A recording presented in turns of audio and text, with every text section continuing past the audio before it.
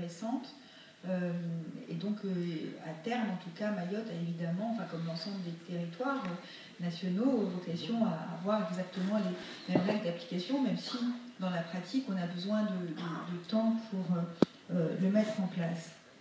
Alors, moi, je crois tout à fait que les patients sont sages. Et je le crois tout à fait.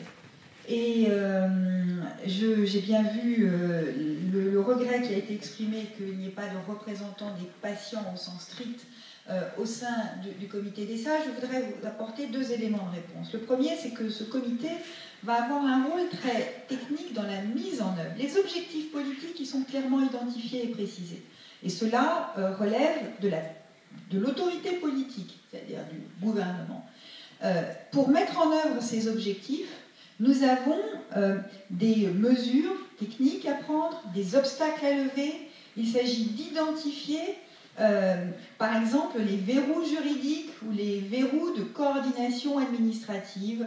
Et cela relève, je dirais, d'un travail de mise en œuvre classique. En revanche, je crois qu'il nous faut en même temps avoir un suivi des différents grands objectifs qui ont été fixés, la médecine, le renforcement de la médecine de proximité, la démocratie sanitaire, l'hôpital, éventuellement d'ailleurs les enjeux de sécurité sanitaire envisagés au sens strict. Et donc, c'est la raison pour laquelle, autour de ce comité des sages, va se mettre en place un ensemble de sous-comités au sein desquels les patients auront évidemment toute leur place.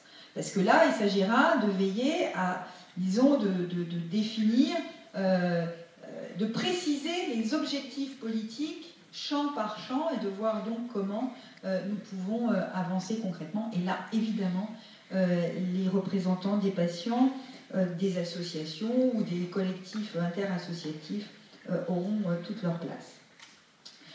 Pour ce qui est, j'entends bien que la remarque du président de la Savoie sur les contraintes budgétaires, financières qui pèsent sur le réseau des caisses, moi je ne méconnais pas du tout les difficultés et les efforts qui ont été demandés au réseau. C'est vrai que ce sont des efforts importants, à un moment où des efforts importants sont demandés dans le pays, d'ailleurs de manière plus générale. Le moment n'est pas de revenir sur la situation économique, financière dans laquelle nous sommes, les contraintes que cela représente pour le déploiement de nos politiques et pas simplement de nos politiques sociales.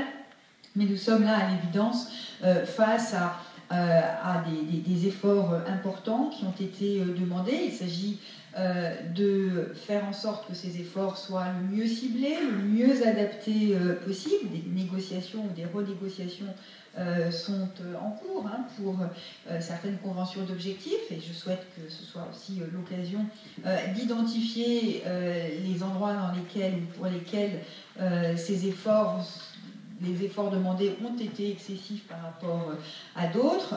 Nous devons aussi tabler sur des évolutions pour soulager dans certains domaines. Je pense à l'informatisation qui n'a pas atteint sans doute, comme dans d'autres administrations, l'ensemble de ses potentialités.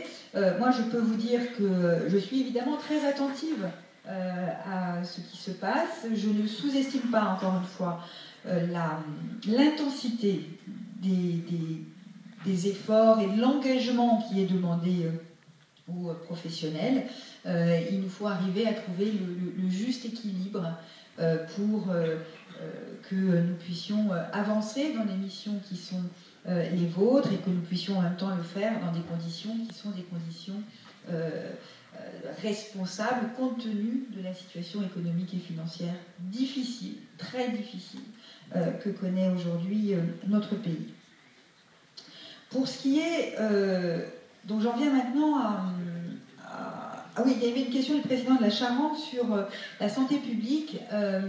Je crois qu'effectivement, il faut éviter qu'il y ait une multiplicité de priorités. Il nous faut déterminer à la fois les principes le socle de ce qu'est une politique de prévention. Ce qui caractérise la France par rapport à d'autres pays, c'est que nous n'avons pas investi, engagé de réflexion approfondie sur ce que sont véritablement les piliers, les principes d'une politique de prévention, leur articulation avec la politique de soins. Donc il y a un travail d'élaboration, y compris de principes, que les professionnels de santé publique souhaitent pouvoir mener. Et on voit bien comment on a eu tendance à répondre à des questions légitimes, d'ailleurs, par la multiplication des plans. Il nous faut donc examiner cette démarche et voir si la réponse par les plans et la multiplication des plans est toujours aujourd'hui la bonne solution, même si, à l'évidence, certains thèmes ont besoin d'être structurés autour de plans. Je pense au plan cancer ou au plan Alzheimer qui doit s'élargir à l'ensemble des maladies neurodégénératives, par exemple, qui ont un rôle important de structuration de l'ensemble de la filière des soins. Alors sur les soi-disant ou déserts médicaux, moi je vais vous dire, président de la Somme, moi je partage l'idée que le terme est relativement stigmatisant. J'avais d'ailleurs demandé à ce qu'on puisse en trouver un autre. On peut parler de zone sous-dense, mais la vérité c'est que ce n'est pas nous qui faisons le vocabulaire. Ce sont les médias qui l'ont imposé. On peut parler autrement, et d'ailleurs j'ai moi-même, dans le discours sur le pacte territoire-santé, systématiquement parlé de zones sous-denses, zones sous-dotées, zones à démographie faible, etc. Et systématiquement, les questions de la presse revenaient à des aires médicales, mais il y a clairement un enjeu sémantique. Il y a un enjeu qui n'est pas simplement sémantique, qui est aussi, et ça ne relève pas de nous, de vous, qui est aussi de montrer comment des territoires ne se désertifient pas tout court.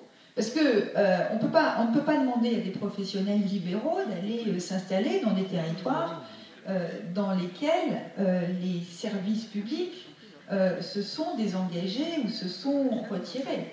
Et de ce point de vue-là, c'est vrai qu'il y a un travail global, transversal à mener. Oui, ça provoque des réactions, mais c'est une vérité. Bon, et donc, là, ce qui relève de ma responsabilité, c'est notamment de considérer que la présence des hôpitaux de proximité est un facteur d'attractivité pour les professionnels libéraux. C'est-à-dire que je ne crois pas que l'on puisse dissocier la politique vis-à-vis des établissements de proximité de la politique en direction des professionnels libéraux, parce que, à l'évidence, une des demandes qui est portée par les professionnels libéraux aujourd'hui, c'est de pouvoir établir des relations de plus grande coopération avec les hôpitaux. Alors, au-delà sur le fond, et c'est un sujet difficile, celui de la démographie, de l'incitation, de la coercition. C'est un débat qui est...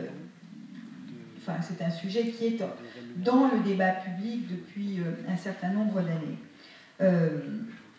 Et qui est revenu il y a quelques jours encore à l'occasion d'un rapport sénatorial qui, en réalité, présente plusieurs propositions, beaucoup d'ailleurs qui sont purement et simplement reprises de ce que j'ai annoncé au mois de décembre, et je m'en réjouis.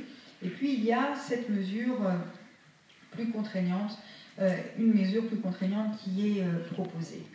Je ne crois pas que l'enjeu soit l'incitation financière. C'est-à-dire que les professionnels eux-mêmes le disent, ce à quoi ils sont attachés, c'est à être accompagnés au moment de l'installation, notamment pour les plus jeunes, c'est trouver des conditions d'exercice qui répondent à leurs attentes en termes de travail en équipe et de coopération, notamment avec les établissements hospitaliers. C'est de trouver des conditions de vie qui leur paraissent conformes à leurs attentes de jeunes générations. Là, moi, je ne ferai pas de jugement, c'est un constat, c'est-à-dire que les jeunes... des besoins de conciliation entre la vie professionnelle et la vie familiale, notamment, qui n'étaient pas portés par les générations qui ont 50 ans aujourd'hui ou davantage. C'est une réalité dont nous devons tenir compte. Et quand vous réunissez ce que j'ai fait, moi, un panel assez large de jeunes médecins, 35 ans, de régions très diverses, et que vous leur dites quelles sont vos demandes, les demandes, indépendamment de ce qui relève de nous, elles portent sur la présence d'une vie culturelle, la présence d'établissements scolaires à proximité, ou la présence d'une ville, puisqu'ils vont d'une ville à, disons, à proximité de leur lieu de travail, puisque de plus en plus, on voit que ce 10 juin, le lieu d'habitation du lieu d'exercice médical, et donc il y a là évidemment une attente forte. Moi, je ne crois pas, aujourd'hui, dans les conditions telles qu'elles existent, je ne crois pas à la mise en place d'une mesure de coercition ou de régulation renforcée, appelez-le comme vous voulez. Je crois que toutes les possibilités offertes par l'incitation n'ont pas été explorées pour deux raisons. D'abord parce que ça n'est pas une mesure d'incitation qui doit être mobilisée, mais tout un ensemble de mesures. Et c'est par la capacité que nous aurons à mobiliser l'ensemble des leviers existants que nous serons susceptibles d'aboutir ou pas. La deuxième raison, c'est que je considère que les administrations d'État en particulier n'ont pas été suffisamment mobilisées, et les agences régionales de santé désormais ont comme mission identifiée de se mobiliser en direction des professionnels, en direction des élus, en direction des bassins de vie, pour voir comment favoriser la constitution d'équipes pluriprofessionnelles qui sont les seules capables d'attirer de nouveaux professionnels. Et puis, je le dis, le débat qui existe sur l'incitation et la coercition est un débat d'ailleurs difficile, parce qu'à partir de quand est-ce qu'on le mettrait en place? C'est-à-dire que si on dit c'est les médecins, tout de suite, certains disent il y a rupture du contrat. Si on ne l'applique aux médecins qui sont en deuxième année d'études aujourd'hui, ça nous renvoie à dans 10 ans, et c'est pas dans 10 ans que nous avons besoin de médecins supplémentaires dans ces secteurs-là, c'est dès maintenant. Moi je le dis, je pense que les médecins entendent ce débat. Je pense qu'ils ont tout intérêt à entendre ce débat. Et donc nous devons travailler, c'est ce que je leur ai dit, nous devons travailler en partenariat, puisque maintenant nous arrivons au moment de vérité où la capacité à mobiliser les moyens dont nous disposons va pouvoir jouer. Il y a une conscience dans l'opinion de une identification de cette question qui est plus forte qu'elle ne l'a jamais été. Il y a donc une attente très forte de nos concitoyens, aux professionnels de santé, d'entendre cette attente très forte.